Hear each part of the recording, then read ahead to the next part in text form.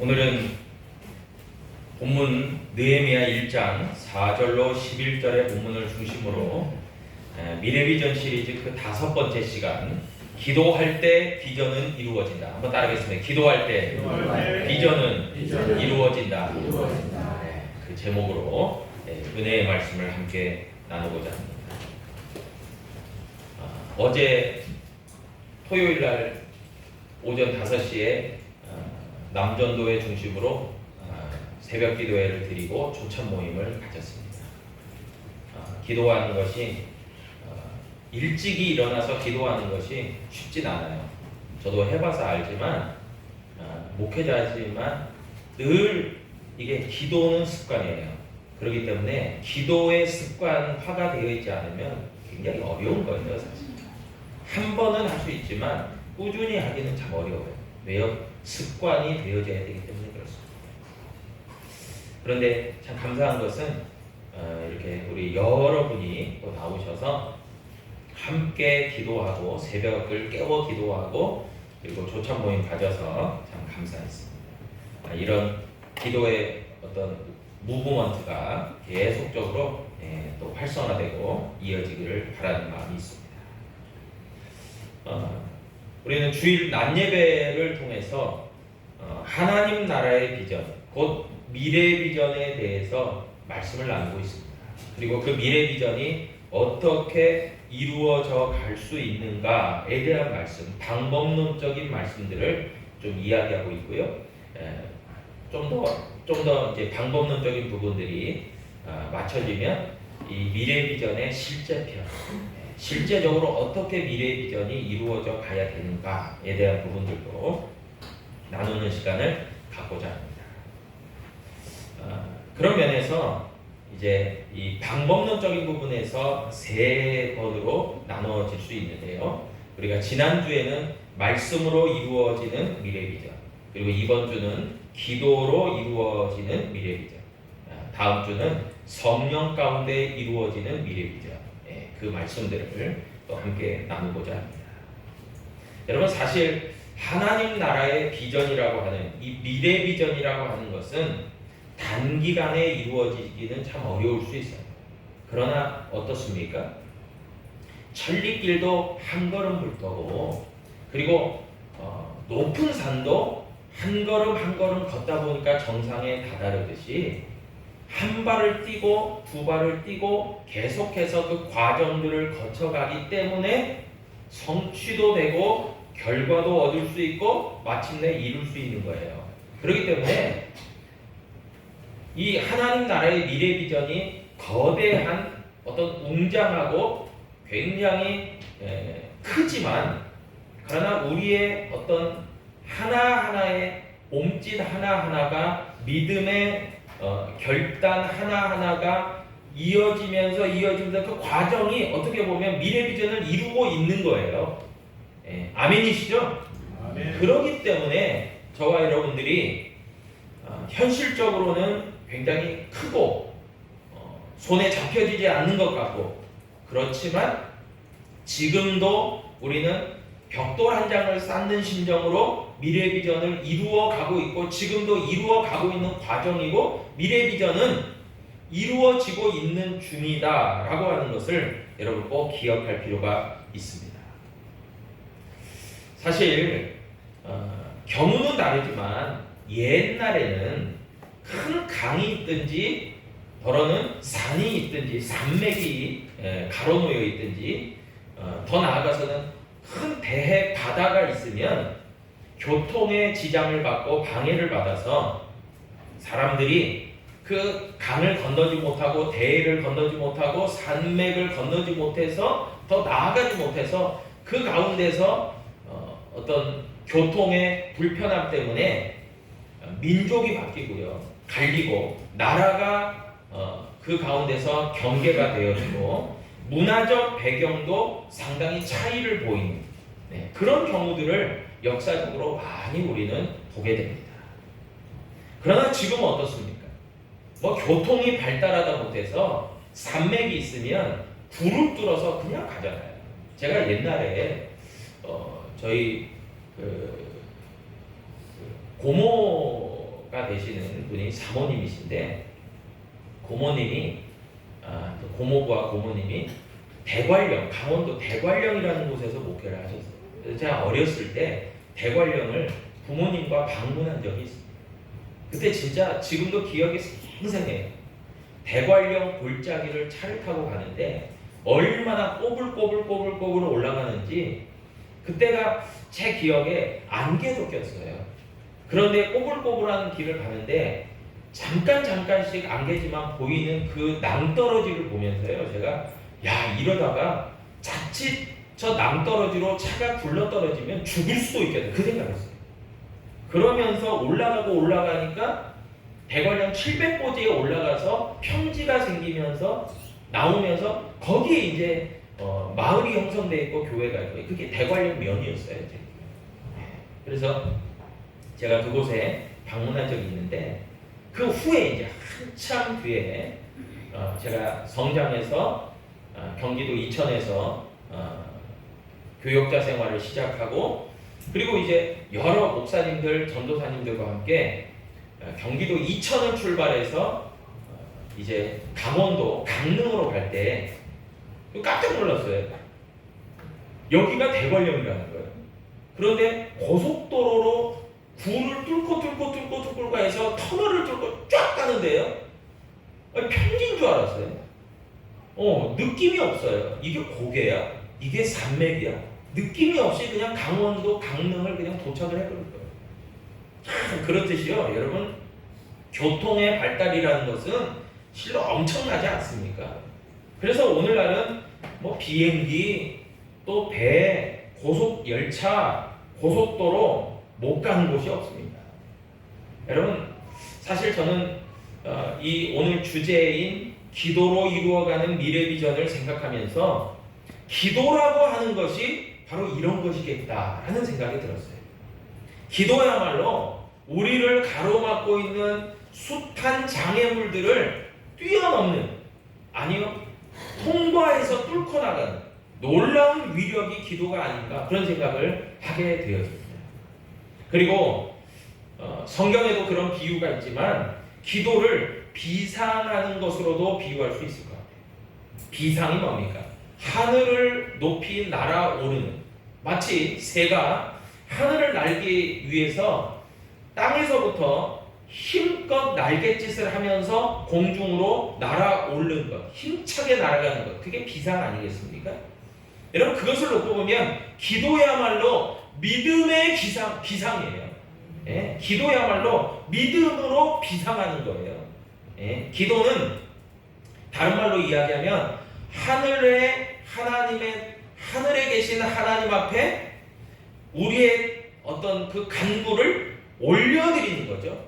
그것을 상달이라고 합니다. 상달, 하늘에 미친다, 도달한다, 그 뜻이죠. 예. 그렇기 때문에 기도야말로 믿음의 상달이고 믿음의 비상인 거죠. 그래서 그것을 비유한 유명한 구절이 있지 않습니까? 이사야서 40장 31절이 그것이죠. 오직 여호와를 앙망하는 자는 새 힘을 얻으리니 독수리가 날개치며 올라감 같을 것이다. 그랬어요. 예, 여호와를 앙망한다. 앙망이 뭡니까? 우러러 바라본다. 더 나아가서는 간절한 마음과 기대하는 마음을 가지고 하늘을 향하여 바라본다, 그 뜻이죠. 예. 그럴 때 하늘에 계신 하나님이 우리의 소망이 되시기 때문에 그 소망 대신 응답하시는 하나님을 향해서 우러러보며 간절한 마음으로, 기대하는 마음으로 바라본다. 그게 앙망이에요. 그렇기 때문에 여호와를 앙망하는 자라는 것은 무엇을 뜻합니까? 하나님께 간절한 소원을 가지고 기도한다, 그 뜻이에요. 여호와를 앙망한다, 간절함을 가지고 하나님께 기도한다, 그게 앙망이에요.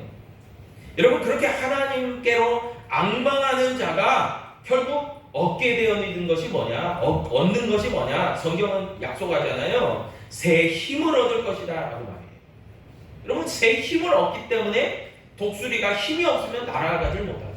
그러나 날개치며 공중으로 올라간다. 새 힘을 주신다. 누가 새 힘을 주신 거예요? 하나님이 그렇게 새 힘을 주신다, 그 말씀이에요.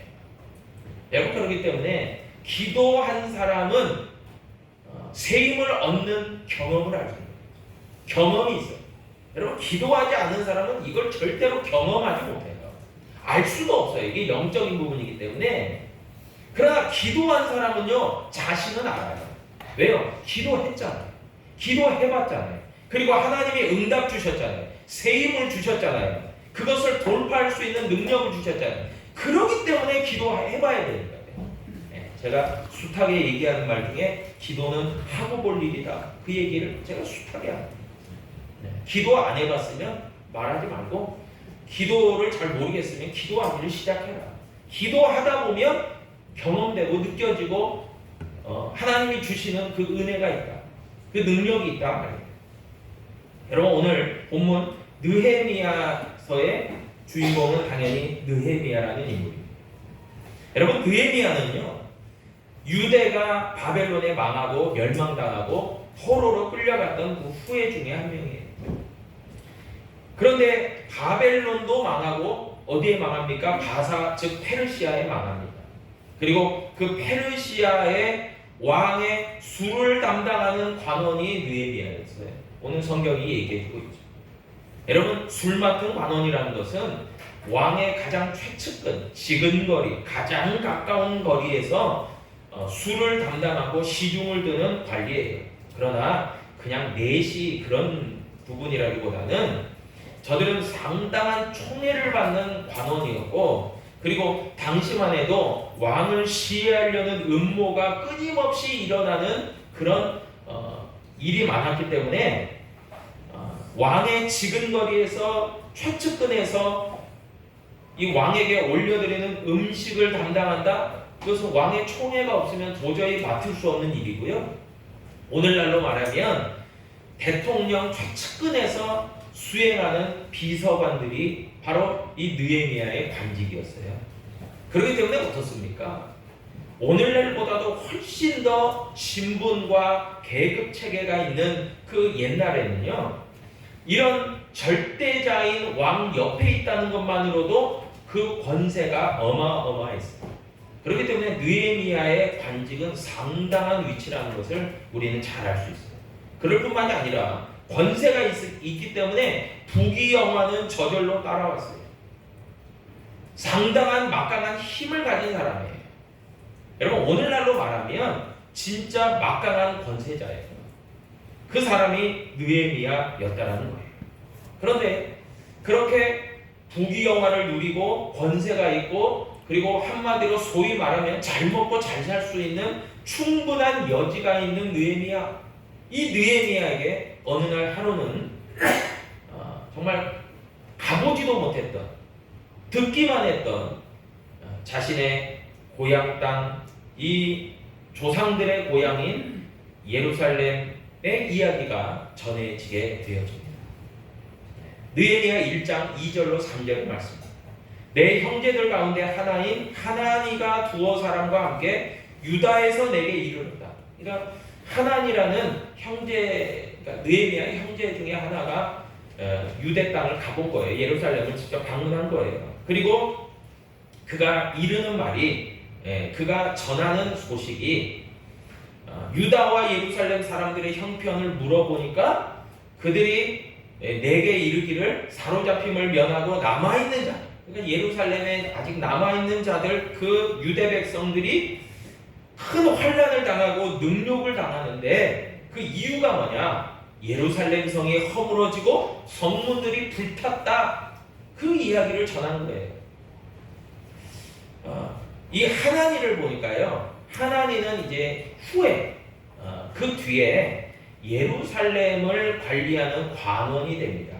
느헤미야 7장 2절을 보니까요, 다음과 같이 말합니다. 내 아우 하나니와 영문의 관원 하나냐가 함께 예루살렘을 다스리게 하였는데, 하나냐는 충성스러운 사람이요 하나님을 경외함이 무리 중에 뛰어난 자다.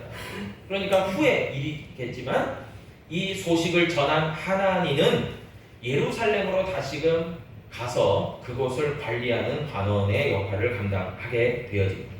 그 하나니가 느헤미야에게 이제 소식을 전한 거예요. 그러니까 형제지만 이제 형님뻘인 거죠. 친형인지 뭐 그건 모르겠지만 아무튼 내 아우 하는 거 보니까 느헤미야가 형이고 하나니 소식을 전한 하나니가 동생뻘이에요.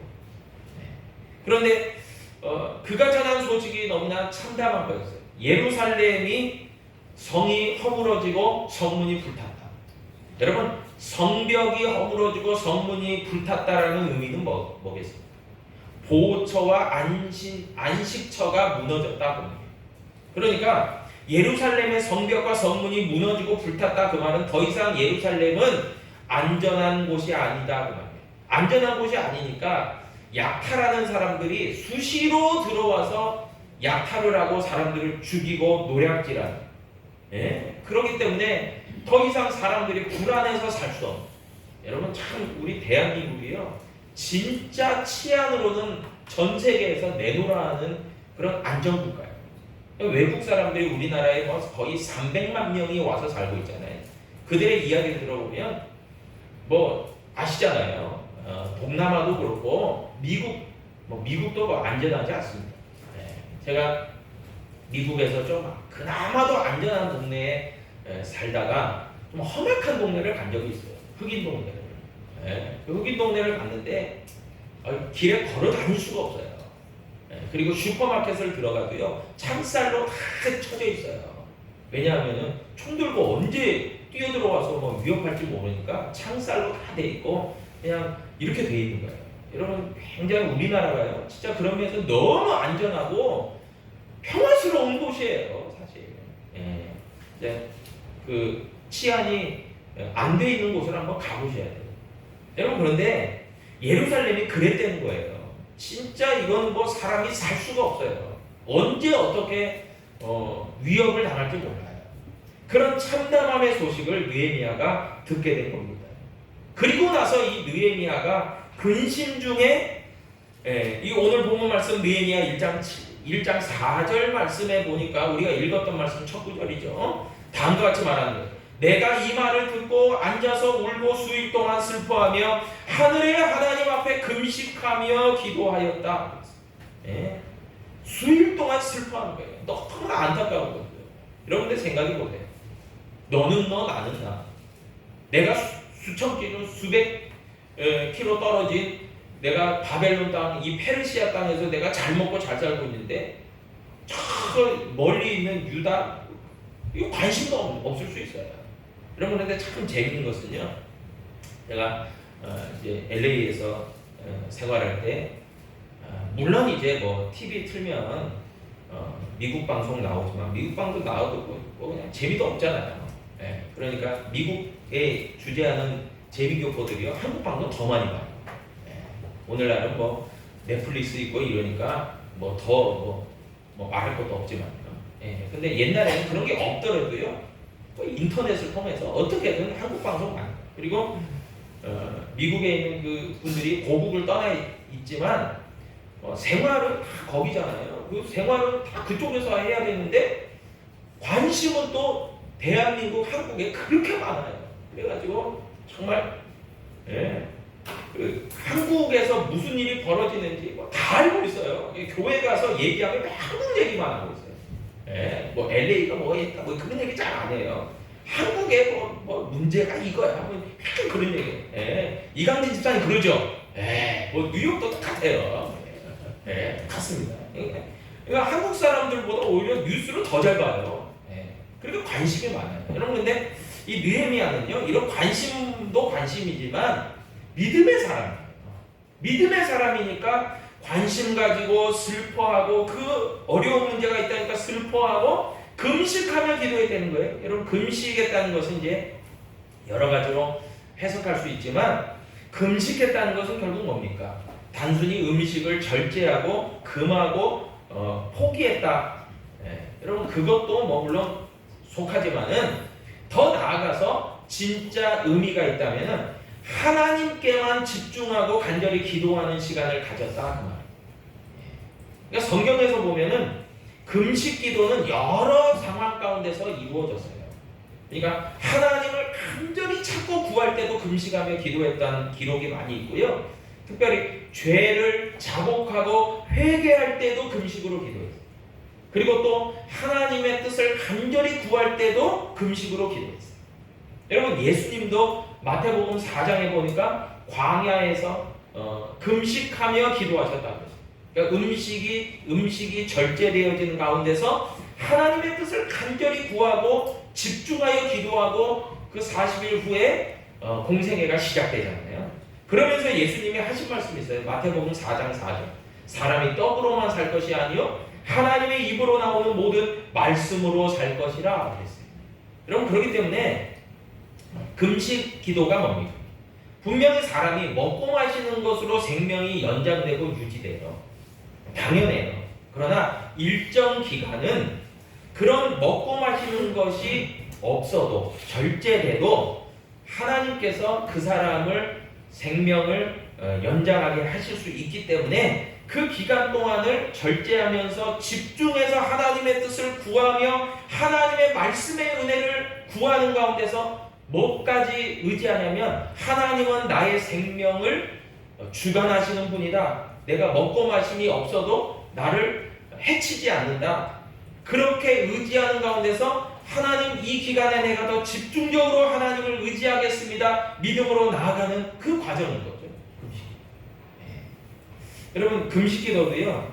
한번 해보세요. 해보시면 유익함이 있는데 저도 이제 금식 기도를 여러 번 했지만 긴 기간은 못하고 일주일 며칠 근데 여러분 진짜 솔직히 말해서 제가 기도원에 올라가서 일주일 기도해야지 하면서 올라갔는데 정말 하루 지나니까요 먹을 거밖에 생각이 안 나요. 기도하는데 막 통닭 햄버거 왔다 갔다 해요.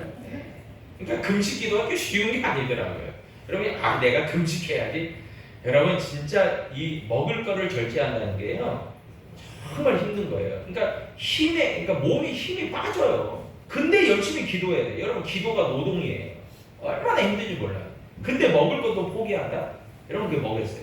근데 진짜 유익함은 있더라고요. 생각이 맑아져요. 정신이 맑아져요. 그 어느 정도 그 배고픔의 과정을 딱 지나면요 정신이 굉장히 맑아져요. 그래서 집중하게 되는 것 같아요. 여러분 그렇게 느헤미야가요 고통스러운 문제를 놓고 수일 동안 슬퍼하면서 울기만 한 것이 아니라 하나님 앞에 금식하며 기도했다는 거예요. 그런데 여기서 금식하기 이전에 슬퍼하며 그렇게 간절히 울었다 그러죠. 여러분 이게 참 중요한 거예요. 사람이 감정이 있잖아요. 여러분 사람이 감정이 참 중요한 부분이에요. 그래서 IQ도 있고 EQ도 있잖아요. 그러니까 사람은 감정이 있는 그 동물이죠. 감정의 동물이라고 하죠. 그래서 사람은 이성도 있지만 동시에 감성도 있어요. 감정도 있어요. 그런데 하나님께서는요 이 두 가지를 다 사용하시는 거예요. 이성적으로도 기도하지만 감성적으로도 기도하게 하시는 거예요. 여러분 그 대표적인 사람이 느헤미야만이 아니라 한 사람 또 등장할 수 있어요. 이야기할 수 있어요. 그게 사무엘의 어머니 한나죠. 사무엘상 1장 7절에 보니까 매년 한나가 여호와의 집에 올라갈 때마다 남편이 그같이 하매 분인나가 그를 격분시키므로 그가 울고 먹지 아니했다. 굉장히 비슷하죠. 울고 먹지 아니했다. 분인나라는 그 남편의 또 다른 아내가 나는 아기가 있는데 너네 아기도 없지? 그런데 너는 남편의 사랑을 받는다고. 분명히 이제 남편이 한나를 그렇게 사랑하고 당신밖에 없어 그러는데도 상처를 받는 거예요. 그러니까 막 이 분인나가 고통스럽게 하니까 너무나 고통스러워서 정말 울고 먹지도 않고 그랬대요. 그런데 그런 감정까지 하나님이 쓰시더라고요. 사무엘상 1장 10절에 보니까 뭐라고 나오냐면 한나가 마음이 괴로워서 여호와께 기도하고 통곡합니다. 그러니까 결국 뭐겠어요? 기도하기 시작하기 전에는 사람의 마음이 어떻게 되는 거예요? 통곡하는 마음이 된다는 거예요. 슬퍼하는 마음이 있다는 거예요. 이게 간절한 마음이에요. 그렇기 때문에요, 여러분 기도하기 시작할 때는 사람의 감정이 어떠냐, 마음의 상태가 어떠냐, 때론 어려운 문제, 힘든 문제, 나를 화나게 하는 문제, 고통스러운 문제를 만나고 슬퍼하고 애통하고 통곡하고 힘들어하고 내가 막 죽겠다, 그런 감정들이 먼저 앞선다는 거죠. 그런데 그런 감정들이 폭발이 되는 거예요. 근데 이게 놀라운 것은요, 이게 어떻게 보면 역으로 생각하면요, 이것도 에너지예요. 여러분 생각해보세요. 기도하지 않는 사람들의 경우를 보면요, 사람들이 때로는 뭐 긍정적이다 생각할 수 있어요. 아이 뭐 괜찮아, 뭐 다 될 거야, 뭐 지금 좀 어렵지만, 이럴 수도 있지만요, 반대로 생각하면 그 사람은 별로 문제의식이 없어요. 여러분, 문제의식이 없는 사람이 기도하는 경우가 잘 없어요. 근데 어떤 사람은 부정적이라서가 아니라 어떠한 문제들을 굉장히 문제의식을 많이 가져요. 개인적으로나 어떤 가정적으로나 공동체적으로나 나라적으로나 그것들을 굉장히 감정이입이 돼가지고 이 문제에 대해서 너무 막 아파하고 힘들어하고 하는 거예요. 여러분, 그런데 이게 에너지가 되더라고요. 이게 힘이 돼요. 그래가지고 기도하기 시작하기 전에 그것이 폭발이 돼요. 이게 에너지예요. 그러면서 감정적으로 막 울기도 하고 슬퍼하기도 하고 통곡하기도 하고 어이구 하기도 하고 그러면서 기도로 들어가요. 그러니까 그게요, 그 에너지가요 간절함으로 이어져요. 그러면서 막 울지만 처음에는 울고 통곡하고 막 악도 쓰고 하지만 그것이 기도로 연결돼요. 그러면서 금식으로 하나님 앞에 기도하고, 그럴 때 이 한나의 기도도요, 느헤미야의 기도와 비슷하더라고요. 그렇게 슬피 울며 통곡하며 기도했다는 거죠. 여러분, 그럴 때 느헤미야가 오늘 본문 느헤미야서 1장 5절로 6절에 보니까 기도하는 내용들이 나와요. 하늘의 하나님 여호와, 크고 두려우신 하나님, 주를 사랑하고 주의 계명을 지킨 자에게 언약을 지키시고 긍휼을 베푸시는 주님, 간구합니다.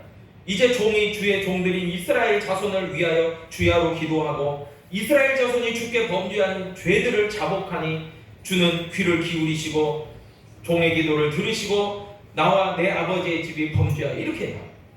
여러분, 느헤미야가요 처음에는 감정적으로 폭발을 해서 기도하기 시작해요. 이게 에너지가 된다고 했어요.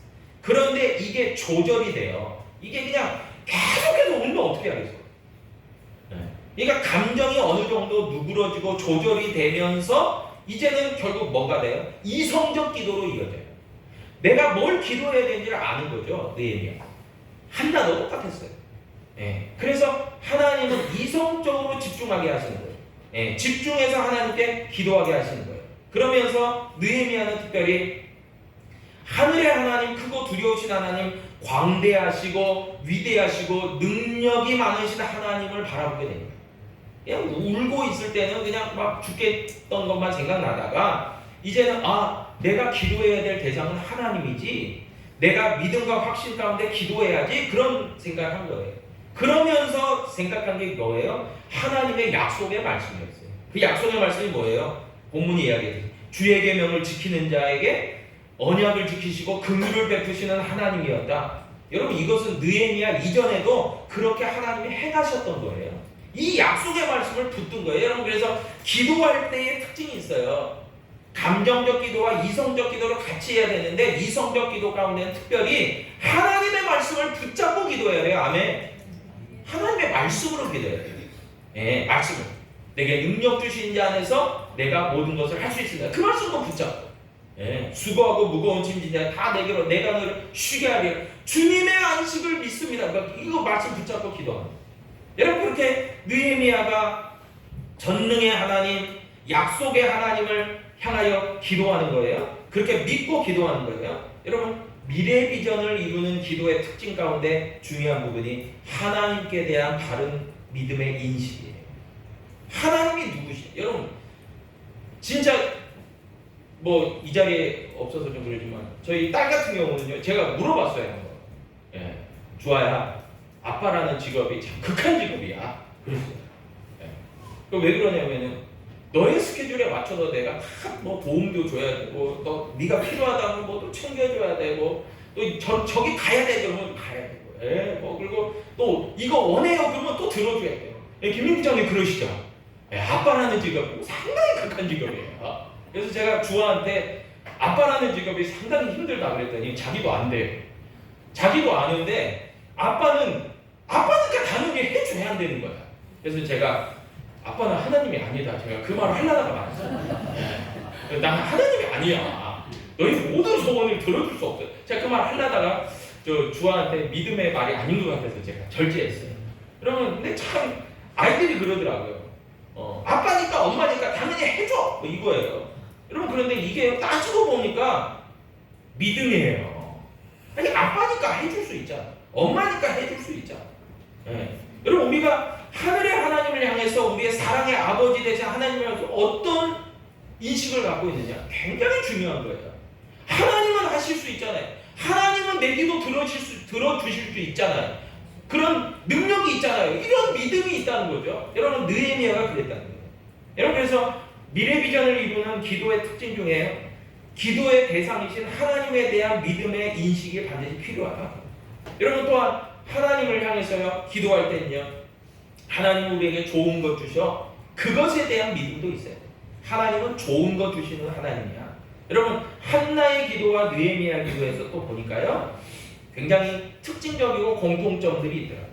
한나의 기도에 보니까 사무엘상 1장 11절에 보니까 서원하여 이르되 만군의 여호와여, 만일 주의 여종의 고통을 돌보시고 나를 기억하사 주의 여종을 잊지 아니하시고 아들을 주시면 그를 평생에 여호와께 드리고 삭도를 그의 머리에 대지 않겠습니다.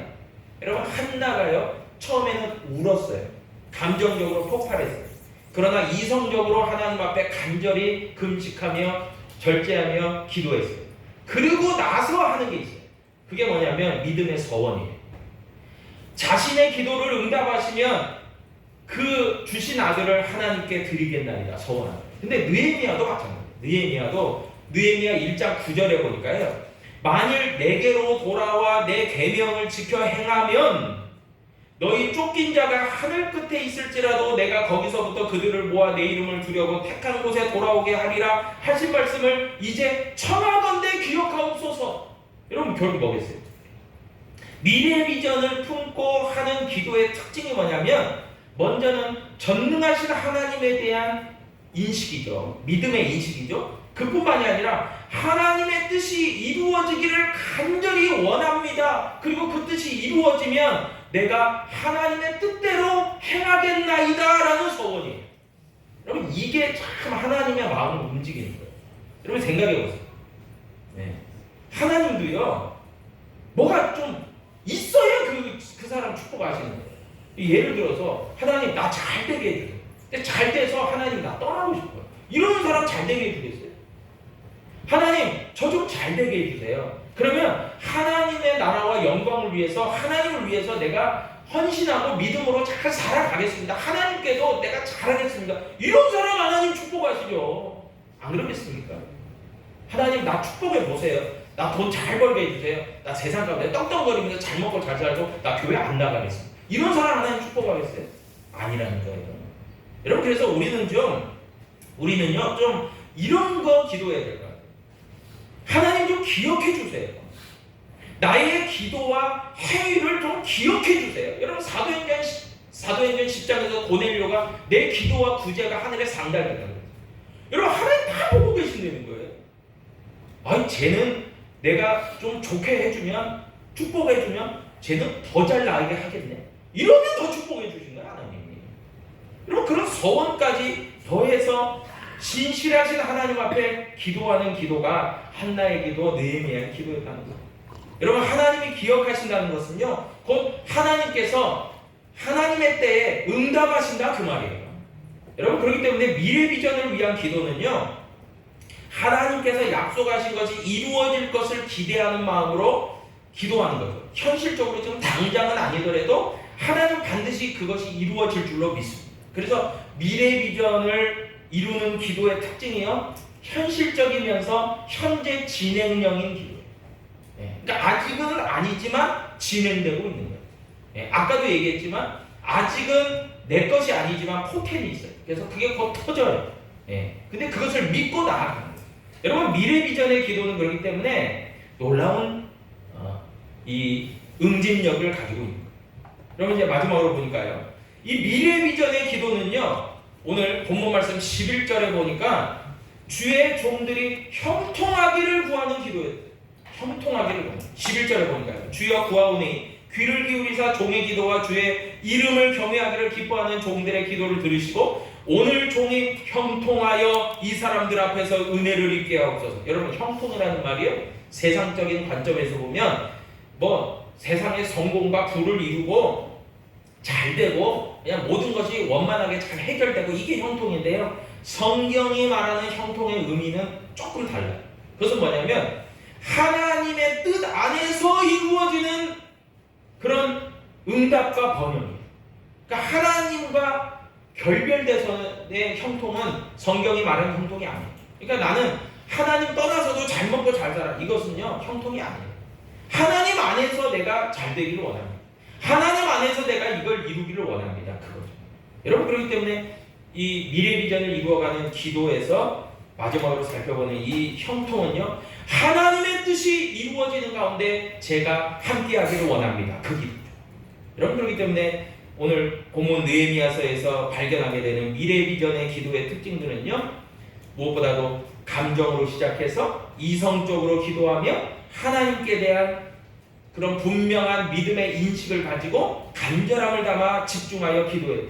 그 가운데서 하나님의 약속과 말씀이 이루어지는 것을 확신하며 하나님 기억하소서, 이 모든 것을 기억하시기를 바랍니다 라고 하는 하나님의 신실하심을 확신하는 기도였고, 현재 진행형 기도였다. 그리고 하나님과 형통하게 된 것을 구하는 가운데서 하나님 나와 동행하여 주옵소서, 그런 기도였다는 거예요. 여러분, 이런 기도가 있을 때에 미래의 비전을 이루어가는 기도의 완성자들 될 줄로 믿습니다.